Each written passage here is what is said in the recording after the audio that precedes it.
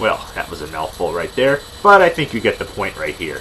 This game, it's not the greatest, but it's not bad either. I think it's still playable, and it's a pretty decent addition to the LEGO Star Wars franchise. So, I'll give it the benefit of the doubt, being that I never watched the animated series. You give it just, well, a plain 2-ear emotes up. Take it for what it is, it's still fun.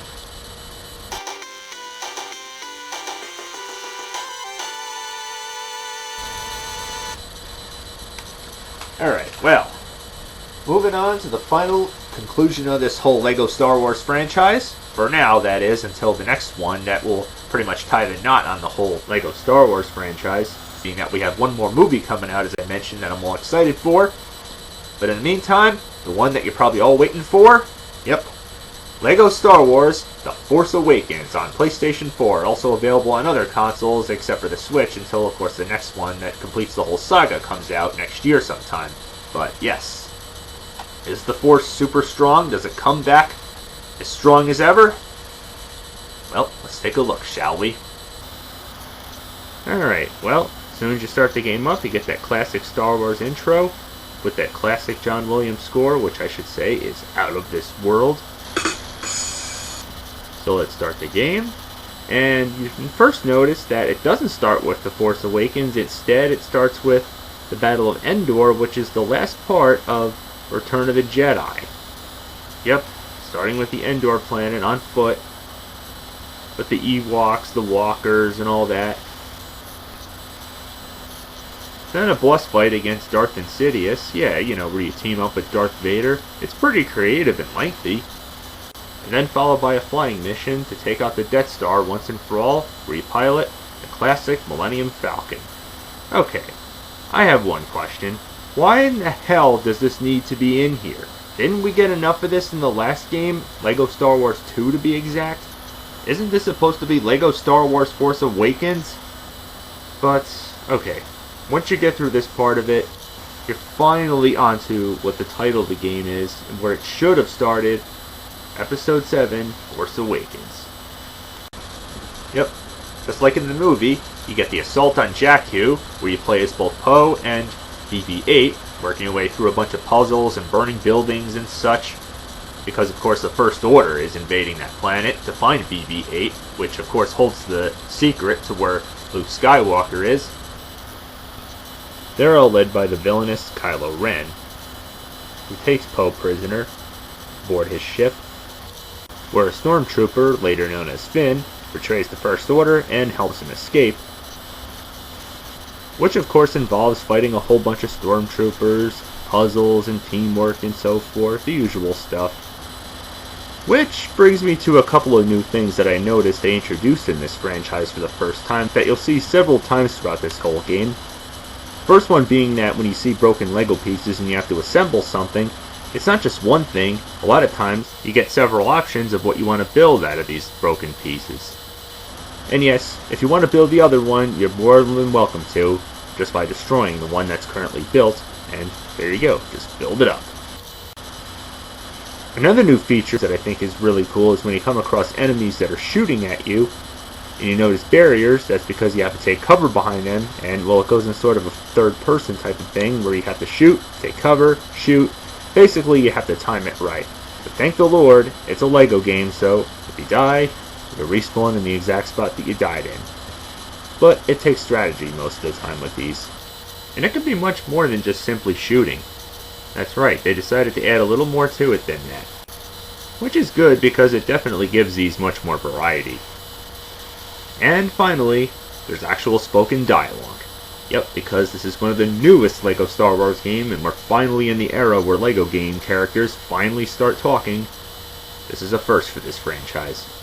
The LEGO Star Wars franchise, that is. So anyway, getting back to the main mission, that is, Poe and Finn, as I mentioned before, escape from the ship, and fly the hell out of there. But not before taking on a flying and shooting the shit out of everything mission. And then finally after that, onto the desert planet known as Jakku, where the ship sinks after crashing with Poe on board. And also where we're introduced to our newest addition to the Star Wars franchise, the female heroine badass character, Rey. And I gotta say, quite a character introduction here. You start out playing as her by sand surfing. Yeah, cowabunga, I gotta say. But not for very long, because shortly after this, you're back to the basic on-foot missions. And just like in the movie, she wields the staff, which she uses as a weapon to attack enemies and destroy shit. And not only that, but when you come across those poles that you can swing off of to get to certain spots that you have to reach, when you have one missing, you aim and throw the staff into that exact spot that it's missing, and problem solved there. You can get up there much more easily. She can also, as well as several other characters, use binoculars to analyze and reveal different weak spots of certain objects. She's also a better jumper than anybody else, nothing out of the ordinary for a female LEGO character. That also includes doing the long jump in certain spots, as well as being able to slide under low clearance areas. And she's the only one who can climb up the walls where it looks like this. Really? Nobody else can climb these? Okay. But otherwise, yes, you, accompanied by BB-8, work your way through the junkyard part of this planet of Jakku, eventually meeting and teaming up with Finn, with more teamwork, killing enemies and stormtroopers, eventually working your way onto the famous Millennium Falcon. Oh yeah, now we're talking. And after flying, shooting, and dodging a whole bunch of shit, who do you meet up with? None other than Han Solo and Chewie. Yeah, to quote the movie, Chewie, we're home.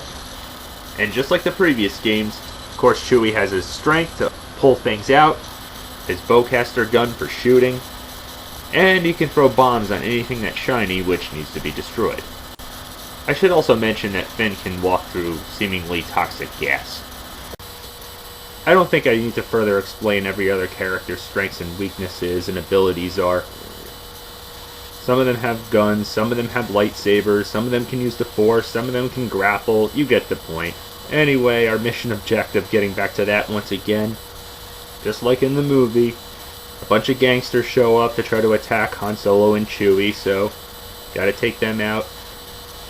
And then this big squid thing comes on board called the Rathtar, which you have to outrun and then fight in a boss battle. And then it's back onto the Millennium Falcon and onto the forest planet of Takundana, where you have to get inside of Maz's castle, which requires some teamwork and effort and, okay, yes, these things. Rodents. These are like the compies on LEGO Jurassic World. They just gang up on you. Yes, you can kill them, but god damn, I could see why people consider these things pests in real life. But anyway, yes. Work your way inside the castle, where you meet up with the Orange Lady herself, Maz, that is. But before exploring the castle, there are several tasks that need to be done, in which some of them are actually kind of fun and amusing. And then downstairs you go for exploration around the castle, lots of puzzles and stuff, and one is actually kind of cool, kind of reminds me of Indiana Jones a little bit. Yeah, kind of funny considering both of these franchises are made by Lucasfilms, but otherwise, you make your way all the way up to that famous cutscene from the movie where you find none other than Luke Skywalker's lightsaber, where as soon as she touches it, she starts hallucinating and going crazy. Which is pretty awesome in my opinion. And then of course if you saw the movie, you probably know that one of the people in the castle summoned the First Order, which, as you guessed, ensues in a big battle in which not only stormtroopers arrive, but also Kylo himself. But before that, of course, it's a big shootout, and a boss fight, which is pretty straightforward, a fighter jet mission, which can't be any more straightforward than that, and then your preparation to take on the First Order, which involves going to see none other than Princess Leia herself. And sadly, all I can say is, rest in peace, Carrie Fisher. May the Force be with you as always. But, yep, this is all preparation, load and shove in the ship, makes a whole level out of it, which is pretty fun. And then it's time to battle it out, taking on the Star Killer, which, like in the movie, makes the Death Star look like nothing. Yep, so it's onto the snowy planet itself. And obviously, not only trying to take down Kylo and the First Order, but also trying to obviously rescue Rey herself. Because, as you saw in the movie, she gets kidnapped by Kylo, taken hostage. And after working your way through the whole traps outside in the snowy planet with Han Solo, Chewie, and Finn, You work your way inside, past even more traps and puzzles, then a fighter jet mission on the same snowy planet, which I don't have to explain how straightforward and simple it is, just go along and shoot shit. Oh, and I should probably mention Poe survived that whole sinking in the sand thing. You probably know that if you've seen the movie. And you would probably all know that the next part of the game involves Rey discovering she has the power of the Force, taking control of one of the stormtroopers, freeing her from captivity, and what do you know, they make almost pretty much a whole level out of that. You meet up eventually with the rest of the gang of the Resistance, leading up to that infamous moment in Episode 7, which I should say, heavy-duty spoilers here if you haven't seen this movie, but you've probably already seen it, I'm sure. Then another fighter jet mission, which of course is the last, playing as Poe once again, to finally take out the enemy weapon once and for all, at least for this episode, that is. And then of course the final fight against Kylo himself, and it goes on to a pretty decent length. Yep, it's not just Finn taking on him, like in the movie. I know I'm sounding like a broken record on this. Eventually he gets knocked down, and then Rey herself uses the Force to get the hold of the lightsaber, taking him out, finishing the fight, ending it there. And there you go. He's down for now, but he'll be back, as you guessed. You get off that snowy planet, and the day is saved, for now. You find out where Luke Skywalker's hiding out, and they make even a whole level out of that, too. So, yeah, I know I should say spoiler alert here, but I think most of us have probably seen Episode 7 already. But, yep, not much to say. It's a fun game.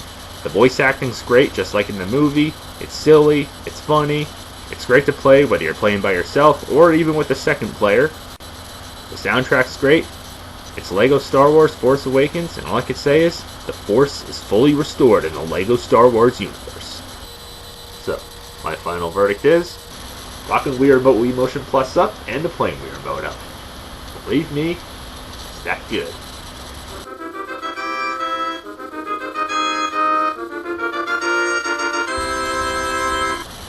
So, till next time, Merry Christmas, Happy Hanukkah, Happy Kwanzaa. Probably know what's next, obviously, when summing up the year. Towards the end, that is, around the holiday season. Happy holidays, and, well, may the Force be with you, people.